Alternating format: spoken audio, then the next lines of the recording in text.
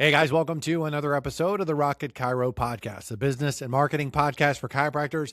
My name's Jerry. I'm your host. I'm a former chiropractor. I help chiropractors now with websites and local SEO. I help new chiropractors get started, stuck chiropractors get unstuck, and I host this little podcast. Today we're going to talk about 9 little things, not big things, but just little things that will impact conversion. These are 9 things that can get in the way of someone choosing you as a chiropractor when they're looking for their new chiropractor. This is something that I've been thinking about a lot.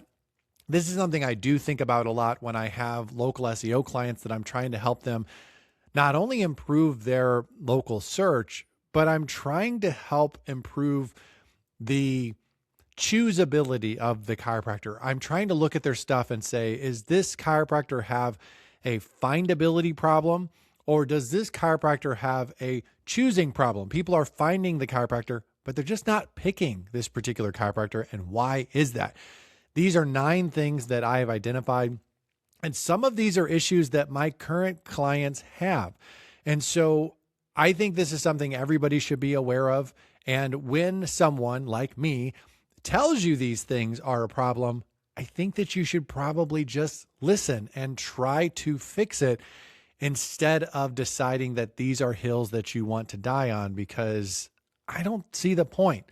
Our objective as a chiropractor is to reach more people and help more people.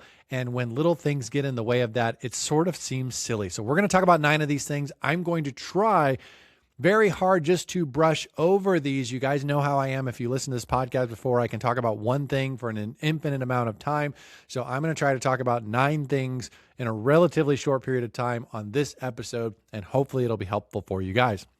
Now, before I get too far into that, I do want to say, if you want a better chiropractic website, then check out the Rocket Chiropractic websites. They are simple, they are lightweight, they are optimized for search, and they are also optimized for new patient conversion. So if you're not happy with your current website and you're looking for a change, or you're just getting started and you want to start off on a good foot, check out the Rocket Chiropractic websites. If you're a website client of mine and you want some help with local SEO, reach out to me and let me know. I'll be happy to talk about that.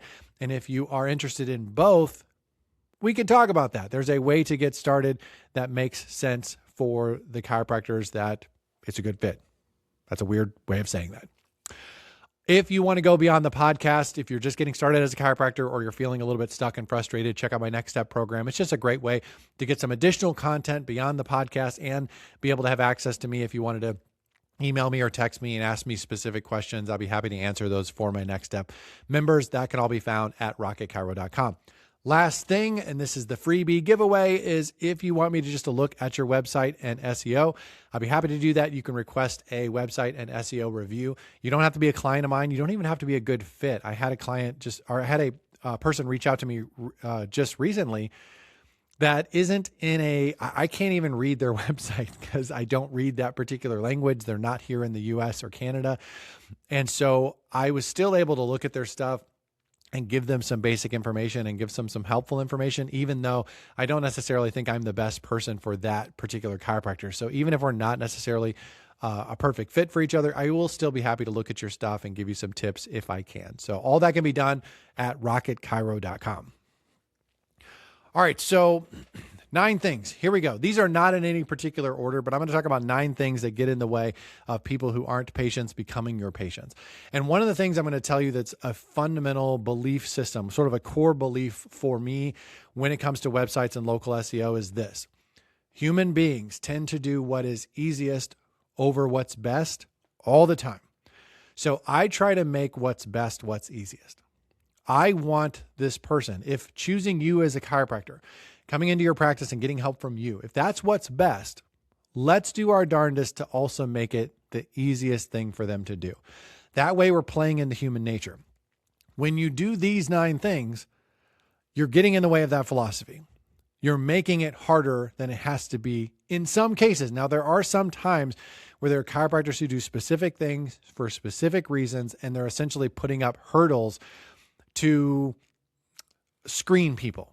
And if that's what you're doing and you're doing it intentionally, perfectly fine. I understand that. But you have to accept the consequences of what you're doing. So let's talk about these 9 things. You'll hear me talk about this a lot. Number 1, clutter. Most chiropractic websites are cluttered. It's not your friend. You want to make the thing you want them to do, the obvious thing. Clutter is not your friend. Declutter your website. I didn't say cut everything out of your website. I just said declutter it. Number 2, lack of clarity. A lot of chiropractors have like the name of their practice. It'll be like St. Louis Chiropractic or Kennedy Chiropractic. And like, that's like the big header on their homepage. That's sort of silly. That doesn't really add any value to the conversation. What value are you offering to this person? What makes you different? What makes you unique? Something like helping you feel better faster. Something like we help people with frustrating back pain. We help people with whatever. Like whatever the thing is that you do, offer that value statement and clearly communicate that on your website. Make that the main thing, because someone's not showing up to your website and then seeing the name of your practice, and then that's moving the needle. It's not doing anything. It's a nothing burger, and you don't want to put a nothing burger prominently on your homepage. So make a clear value statement. What do you have to offer? Make that prominent. Put that on the top of your homepage. Number 3, lack of pictures or bad pictures. Now, I do not believe that you have to have pictures professionally done. I have clients that have pictures professionally done. I will say, I think that those are the prettiest websites because they took the extra time and effort to have those pictures done. However, I do think that we live in a world where an iPhone or some sort of smartphone is a perfectly fine option for taking photos. And when you have a website that is really just completely full of canned photos, and I have clients like that I am just filling it out the best I can with the pictures that I think are best. The problem is there's a little bit of a coldness to that. There's a little bit of a lack of personality. It's sort of like AI and it's sort of even modern cars. Like, I don't know how you guys feel about modern cars. Like, I'm a car guy. I love cars, but I like analog cars. I like rowing through the gears and shifting. I like old stuff, older stuff. I don't like the new stuff. Electric cars and cars with big screens and things like that. Like, I don't like that. I feel like it's soulless. And there's a little bit of that when it comes to filling out a website with canned images. Some of those canned images are really pretty, but they lack something. They lack personality. So I'll see chiropractors that have maybe poor quality photos, bad pictures of themselves, no pictures of themselves. Chiropractic is a trust business. People are going to come in there. They're in pain. You're going to touch them. It's very personal. So having images or videos on there that are from the actual practice, I think are really, really helpful in terms of building trust and helping people become a patient, assuming that those pictures and videos look good. I saw poor quality. I'll kind of talk about a couple things real quick. Poor quality images. I'll see a lot of chiropractors that cross their arms. That works for some people, but it is a closed posture. I wouldn't do it personally. Pictures of you not smiling. I don't think that that's super helpful when you have a real stern look on your face.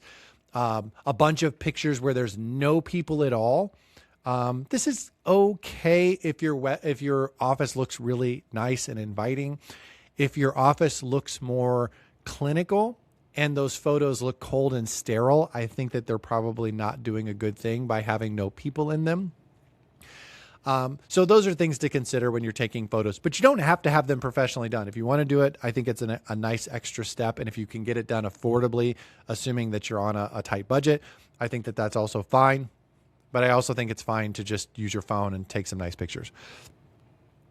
Number 1, clutter. Number 2, lack of clarity. Number 3, lack of pictures or bad pictures. Number 4, no response to reviews.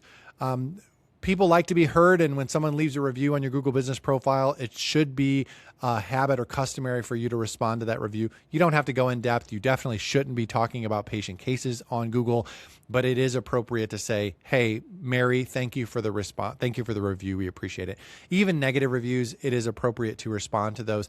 If you think it's spam, don't respond before asking for that spam to be removed.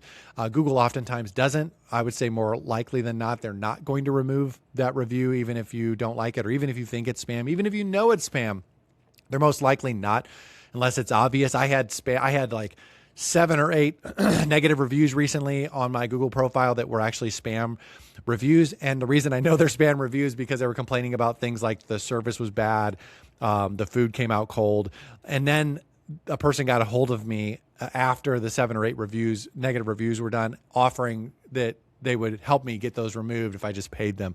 So it was a total money grab. I actually got those removed from Google because it was really obvious that it was spam. But if it wasn't, if they didn't get removed, I would have responded to them. The appropriate thing to keep in mind, and this is going to be in number 5, no response is a problem. Number 5, bad response is a problem. A negative review is not the end of the world.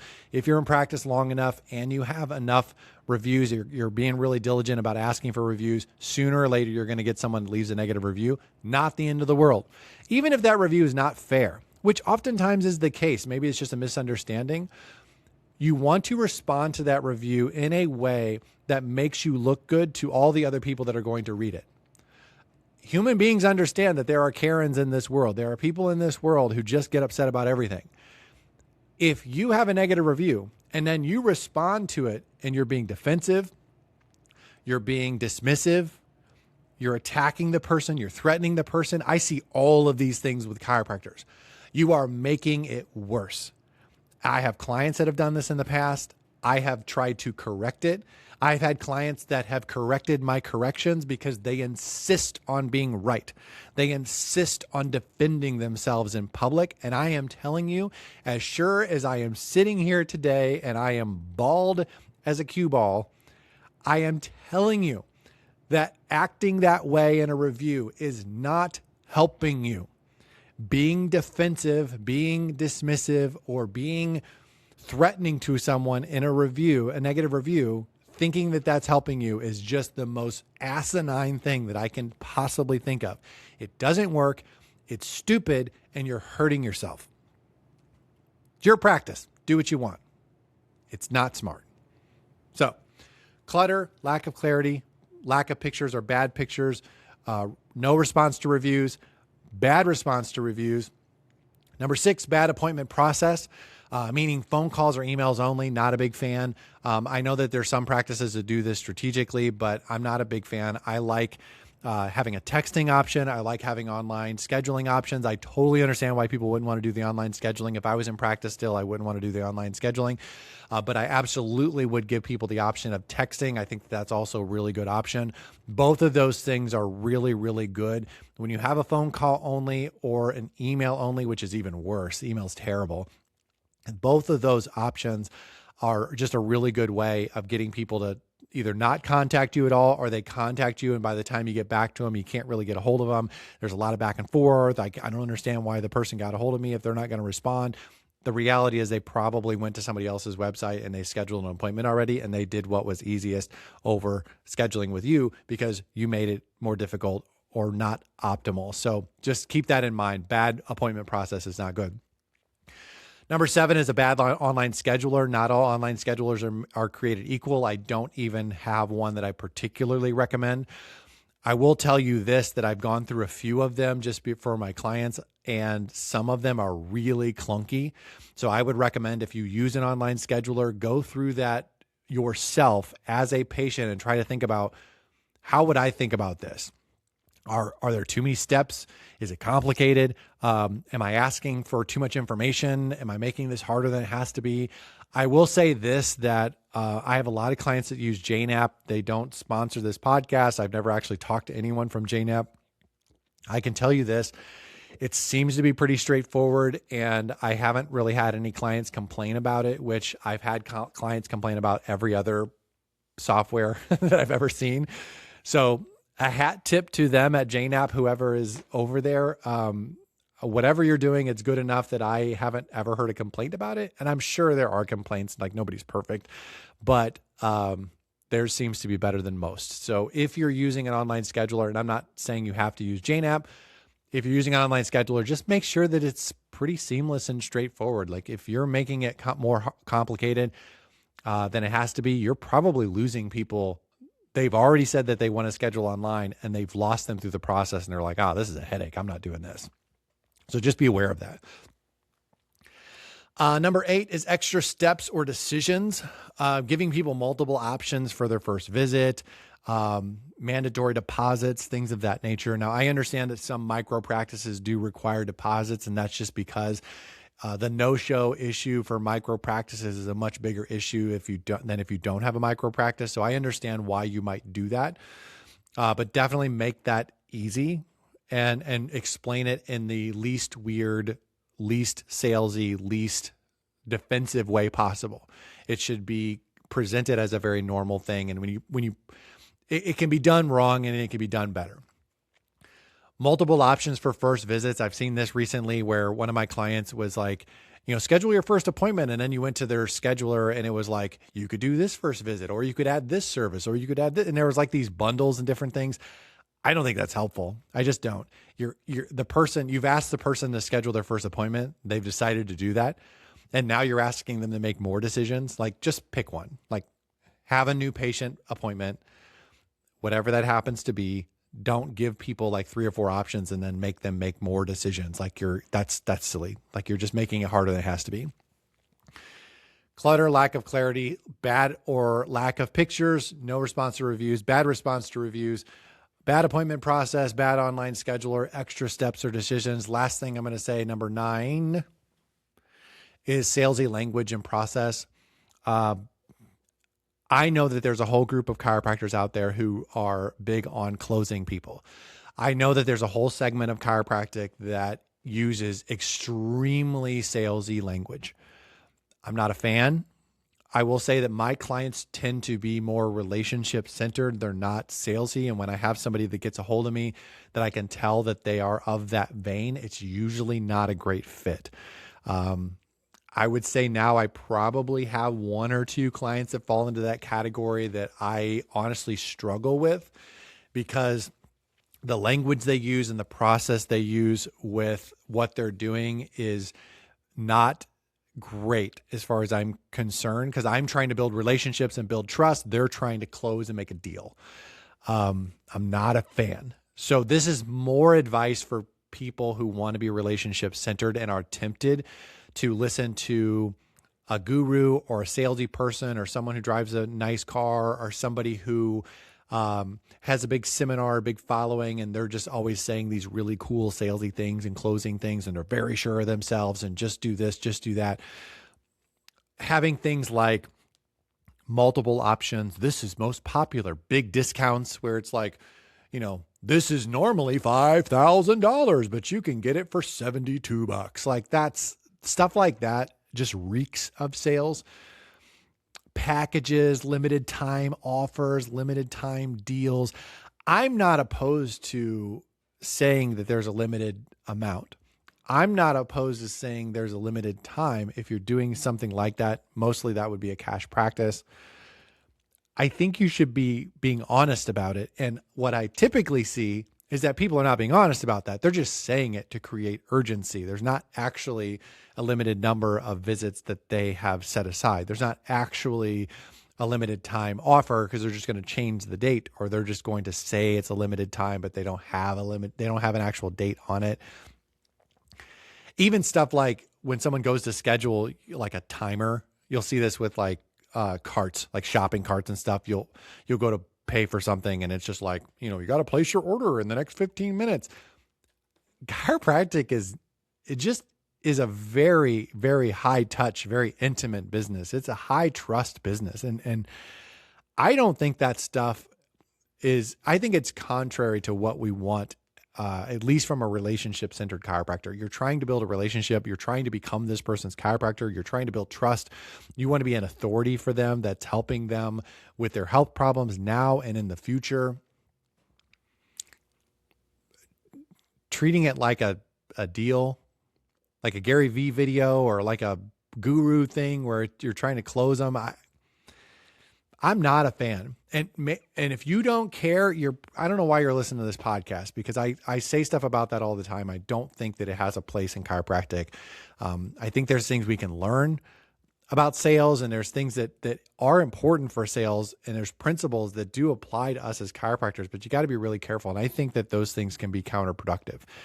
And I would just say this, if you know you're getting people to your website and then you're struggling with like, man, nobody's scheduling an appointment, or very few people are scheduling an appointment. These are things that I would look at. And this is stuff that I would look at for my own clients. Like when I have a client that gets a hold of me and I can verify for sure this person is getting more traffic to their website. This person's getting more reach. This person's getting more exposure. And then I look at it and they're telling me like, nobody's calling, nobody's scheduling. I start looking at these 9 things. And usually I see some of this stuff that I'm like, hey, this is not great.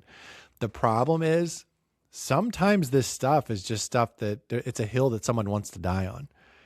And I think that's sort of silly. I would suggest removing any of these barriers that are there to optimize the process of people choosing you. Because what's the point of being found if nobody's choosing you or very few people are choosing you? And so I think these things are important to consider. Are any one of these things sinking your ship? Like I doubt it. Maybe.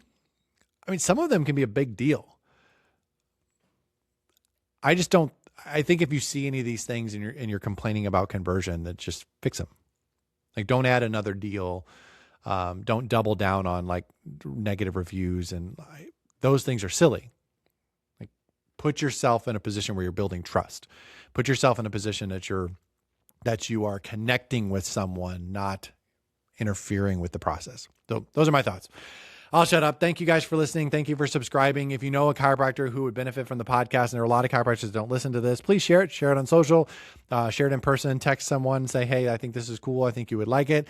I would really appreciate that. If you want to leave a review for Rocket Chiro, you can do that in Apple Podcasts, specifically about the podcast. If you want to leave a review for Rocket Chiro, our services, whatever, you can do that on Google. There's a link in the footer of rocketchiro.com. If you'd like me to help you out, reach out to me through the website. I'd be happy to do that. Thank you once again, guys. I really, really appreciate this. I will talk to you on the next episode. See you.